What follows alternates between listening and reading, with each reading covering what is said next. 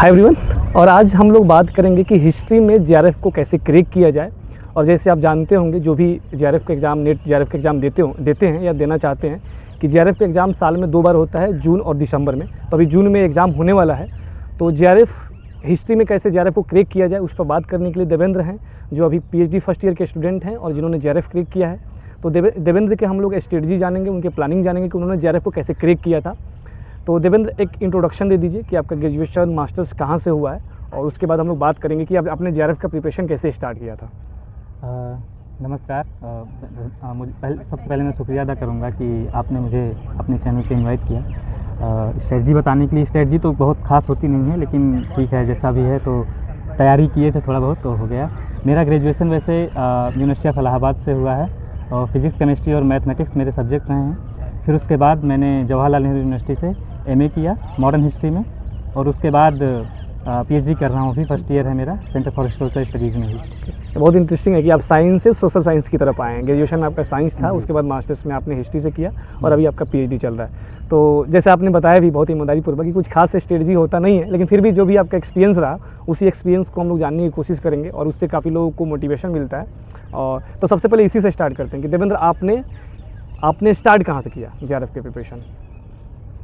मेरे हिसाब से तो जो तैयारी होती है किसी भी सब्जेक्ट की, तो वो इंस्टेंटेनियस उस टाइम से स्टार्ट नहीं होती है। जैसे कि मेरा जब ग्रेजुएशन समाप्त हुआ था इलाहाबाद से, तो उसके बाद मैंने अपना हिस्ट्री ऑप्शनल तैयार करना स्टार्ट किया।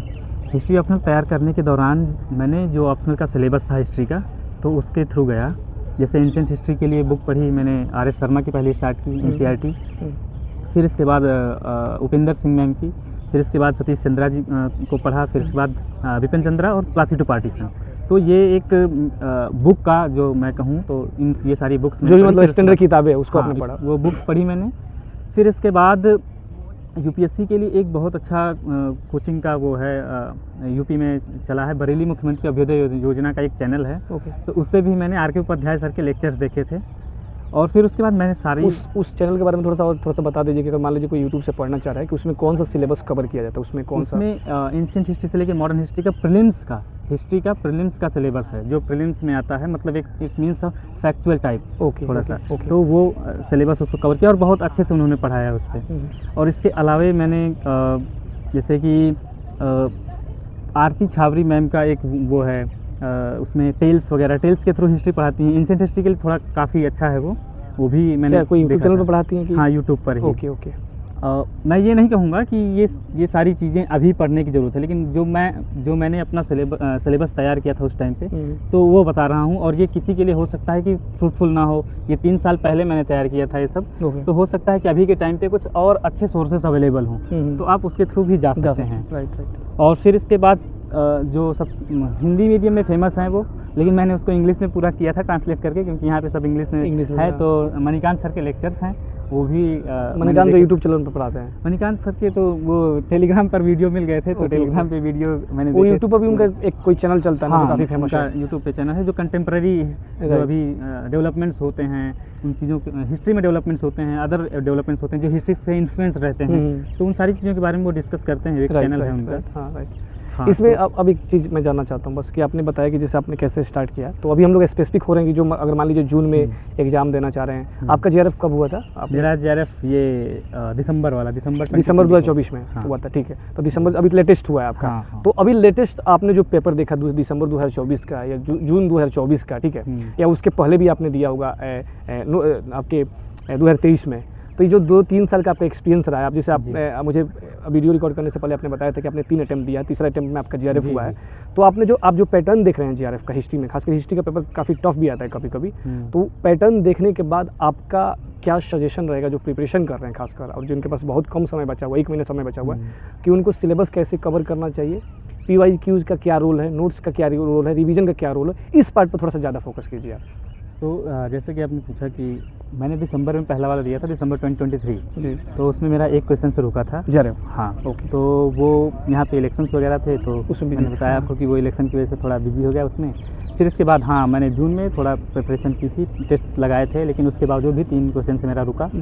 इसके बाद मैं ये सजेशन दूंगा कि मेरी जो गलतियाँ थी उस टाइम पीरियड में, कि मैंने जितनी नोट्स थी, मैंने हिस्ट्री ऑप्शनल की नोट्स थी मेरी, उनको मैंने पढ़ा, और जो क्वेश्चंस थे उसको मैं स्पेसिफिक तरीके से लगाया नहीं, जहाँ तक मुझे लगा।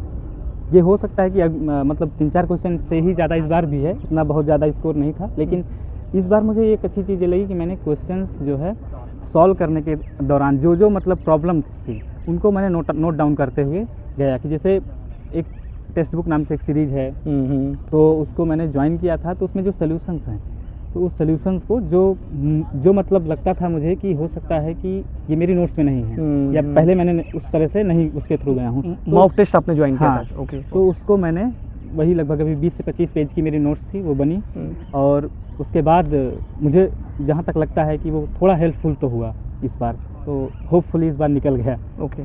तो आपका मानना है कि इस बार जो आपका रहा क्या कि आपके पास नोट्स था उसका काफ़ी आपने अच्छे से रिवीजन किया। हाँ। दूसरा कि आपने टेक्स्ट बुक में जो भी मॉक टेस्ट था उसका काफ़ी अच्छे से दिया। तो कहीं ना कहीं देखा जाए तो कहीं ना कहीं आपका इस पर इम्फेसाइज है कि प्रीवियस ईयर पेपर अच्छे से कीजिए, क्वेश्चन जितना हो सके। Are most important. मतलब आप सिलेबस कितना भी पढ़ लीजिए, जैसे उपिंदर सिंह की बुक है, इतनी बड़ी बुक है, आप पढ़ेंगे नोट्स बना लीजिए, ठीक है, पहले पढ़ा है अगर तो पढ़ा है, ठीक है, अच्छी बात है। अगर नहीं पढ़ा है तो प्रीवियस ईयर पे ही जाइए, उसके थ्रू कम से कम। अगर प्रीवियस ईयर नहीं है तो नेट जेआरएफ के प्रीवियस ईयर देखिए, नेट जो पुराने प्रीवियस ईयर जो डीयू के एंट्रेंस हैं, जो जेएनयू के एंट्रेंस हैं, बीएचयू के एंट्रेंस पेपर हैं, सारे पेपर सॉल्व कर लीजिए। मतलब ये होता है ना कि एग्जाम कैसे सेट करेंगे, हिस्ट्री से कहाँ से सेट करेंगे, हिस्ट्री से रिलेटेड जितना भी पीवाईक्यूज है उसको जरूर कीजिए आप, कि कम से कम आप प्रिपेयर्ड हो जाए रहेगी। और लगे क्या होता है ना कि हम जब क्वेश्चंस करते हैं तो जब हम एग्जाम में गलती करके आते हैं तो बहुत याद रहता है कि यहाँ पे गलत कर दिया, वहाँ पे गलत कर, फिर सोचते रहते हैं, कोसते रहते हैं। लेकिन वही गलती अगर पहले कर लें एग्जाम में जाने से पहले, तो वो गलती हम दोहराएंगे नहीं वहाँ पे।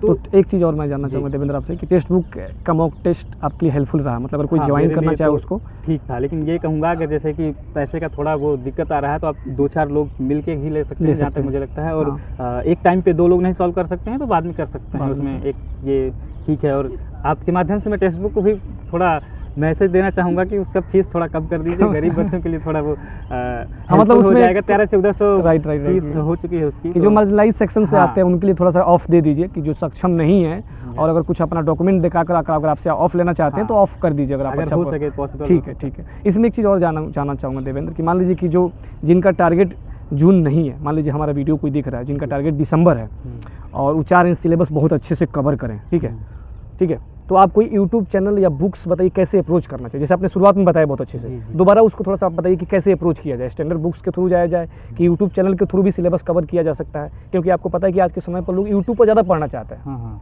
इस पर क्या आपका राय है?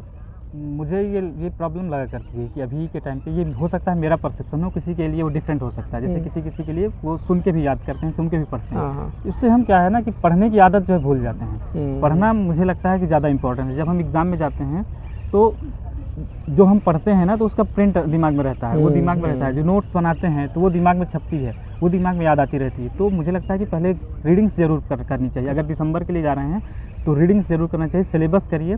जैसे जितनी बुक्स मैंने बताई अभी, आर एस शर्मा एटलीस्ट, तो अगर उपिंदर सिंह जा पा रहे हैं तो सिलेक्टिव, नॉट होल बुक्स, कि वो काफ़ी मोटी किताब है। हाँ, उसमें सिलेक्टिव देखिए कि जहाँ से क्वेश्चंस आ रहे हैं। ये तभी आ पाएगा जब आप प्रीवियस ईयर क्वेश्चन देखिएगा।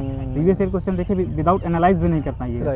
फिर उसके बाद सतीश चंद्र का प्रॉपर कंसोलिडेटेड नोट्स बना के, मॉडर्न हिस्ट्री का भी क्लासिक टू पार्टीशन का नोट्स बना सकते हैं। फिर इसके बाद मॉडर्न हिस्ट्री में जैसे आपने देवेंद्र, मैं इसलिए टोक रहा हूँ कि आपने 2 किताब कही, एक तो बिपिन चंद्र का बोला था आपने, अभी आप शेखर बंदोपाध्याय के बोल रहे हैं, तो दोनों बुक पढ़ना जरूरी है कि एक ही बुक से काम चल जाएगा? थोड़ा सा इस पर बताइए। ये इस पर मैं ये कहूँगा कि जैसे जो जिनका ग्रेजुएशन हिस्ट्री रहता है यूजुअली, तो उनको मुझे लगता है कि शायद, मैंने तो हिस्ट्री ग्रेजुएशन में नहीं किया, तो मुझे लगता है कि शायद उनको पढ़ा दिया जाता है ग्रेजुएशन में। राइट। तो वो डायरेक्टली शेखर बंदोपाध्याय वो जा सकते हैं। लेकिन जैसे मेरे जैसे लोग हैं जो साइंस बैकग्राउंड से आए हैं, तो एक बार अगर बिपिन चंद्रा को देख लेंगे तो हेल्पफुल रहेगा to go through with the classic to partition. ये जहाँ तक मुझे समझ में आया, क्योंकि वो एक मुझे बहुत अच्छा लगता है वो शेखर बंदोपाध्याय की जब मैं बुक पढ़ता हूँ, वो एक कहूँ ना कि मॉडर्न हिस्ट्री के लिए वो भगवत गीता की तरह है। जो उसमें इतना हिस्टोरियोग्राफिकल वे में पूरा लिखा है, मेथोडोलॉजिकली भी काफ़ी अप्रोच किया गया उसको थोड़ा सा, कि उस बुक का खासियत क्या है कि एक कॉमन रीडर भी पढ़ सकता है और जो एकेडमिक्स में वो भी पढ़ सकता है, तो दोनों को काफ़ी बैलेंस करने की कोशिश की गई है।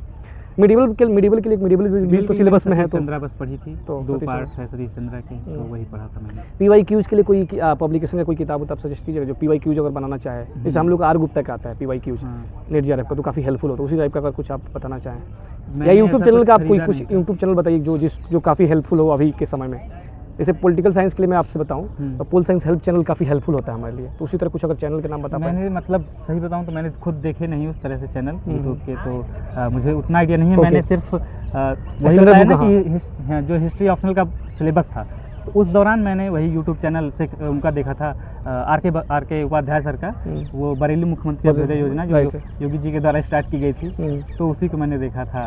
लास्ट में अब हम वीडियो के लास्ट में फर्स्ट पेपर के लिए क्या सजेशन रहेगा आपका? फर्स्ट पेपर जैसे आप जानते हैं कि बहुत लोग सेकंड पेपर और फर्स्ट पेपर में बैलेंस नहीं कर पाते, उनका JRF एक क्वेश्चन से 2 क्वेश्चन, उस पर क्या कमेंट रहेगा आपका? हाँ, वो बहुत शानदार ये चीज़ आपने पूछी। फर्स्ट पेपर मेरा जो पहली बार रुका था, तो फर्स्ट पेपर की वजह से ही रुका था, क्योंकि सेकंड पेपर आप कितना भी पढ़िए 2 4 5 क्वेश्चन इधर उधर ही होगा, बस इससे ज़्यादा नहीं हो पाएगा। लेकिन फर्स्ट पेपर क्या है, अगर PYQ आप अच्छे से किए रहेंगे तो वही चीज़ें आती हैं बार बार। अगर 50-60 PYQ सॉल्व कर लीजिए, उतने में ही सब रिपीट होता रहता है, और यूजुअली मतलब 30 प्लस तो कर लेते हैं। मेरे जैसे इस बार 37 आ गए, मतलब तो वही JRF इजीली हो गया। हाँ, तो वो एक प्लस पॉइंट होगा इस बार। अदरवाइज जो लास्ट टाइम दिया था दिसंबर में 2020, तो उस पर आपका सजेशन है कि PYQs पर ज़्यादा फोकस करने की जरूरत है? PYQs are most important for any exam, UPSC हो, नेट JRF हो, चाहे किसी भी जगह का आपको एंट्रेंस देना है, सारी चीज़ों के लिए PYQ और उनका एक थोरोली एनालिसिस बहुत इंपॉर्टेंट कि पैटर्न किस टाइप का, क्वेश्चन किस टाइप का पूछा जा रहा है। क्योंकि आप किसी युद्ध में लड़ने जा रहे हैं, और युद्ध में लड़ने से पहले आपको पता नहीं है कि मेरी ताकत क्या है, मेरी कमजोरी क्या है, तो आप उस युद्ध को जीत भी नहीं किस सकते। इंस्ट्रूमेंट को अप्लाई करना है, किस टेक्निक्स को अप्लाई करना है। जी सही बोला। बहुत बहुत धन्यवाद देवेंद्र कि आपने बहुत अच्छे से पूरा एस्पेक्ट जो भी आपका एक्सपीरियंस था उसके हिसाब से आपने बताया। लास्ट में अगर कुछ आप बोलना चाह रहे हैं कि हाँ कुछ जिन बातों को ध्यान रखना चाहिए लास्ट? हाँ, लास्ट में मैं यही कहूँगा कि जब एग्ज़ाम देने जाइएगा तो फर्स्ट पेपर अगर आपका DI अच्छा है, मतलब ये मैं सजेशन दूंगा कि DI अगर अच्छा है तो ही स्टार्ट करिएगा। बहुत अच्छा है DI। जैसे मेरा मैथमेटिक्स बैकग्राउंड होने के बावजूद भी मैं स्टार्ट नहीं करता DI से, मैं पहले जो अपना मेरा हिस्टोरिकल पोर्शन है, हिस्ट्री वाला पार्ट है, तो उसको स्टार्ट करता हूँ। बाकी अगर कमांड है उस पर तो स्टार्ट करिएगा, अदरवाइज थोड़ा वो टाइम टेकिंग हो जाता है, और वो फिर बाद में आपको एंजाइटी क्रिएट कर देता है, प्रेशर क्रिएट करेगा कि फिर उसमें हिस्ट्री क्वेश्चन गलत हो जाएंगे। राइट। तो ये चीज़ अगर हो सके, बाकी मैं ये कहूँगा कि हर व्यक्ति का पर्सपेक्टिव अलग होता है। अगर आपकी स्ट्रेटजी भी अलग होती है, अपने अकॉर्डिंग स्ट्रेटजी बनाइए, अपने अकॉर्डिंग काम करिए, और वही हेल्पफुल ज़्यादा होगा। बाकी तो लोग आपको बस बता सकते हैं कि क्या है, कैसा है। बहुत बहुत धन्यवाद देवेंद्र, और आप सभी को भी बहुत बहुत धन्यवाद कि आपने इस वीडियो को लास्ट तक देखा। और मैं शुक्रिया अदा करना चाहता हूँ कैमरे के पीछे मेरे दोस्त सोनू हैं जो काफ़ी समय से मेहनत कर रहे हैं, तो उनको भी बहुत बहुत शुक्रिया, बहुत बहुत धन्यवाद।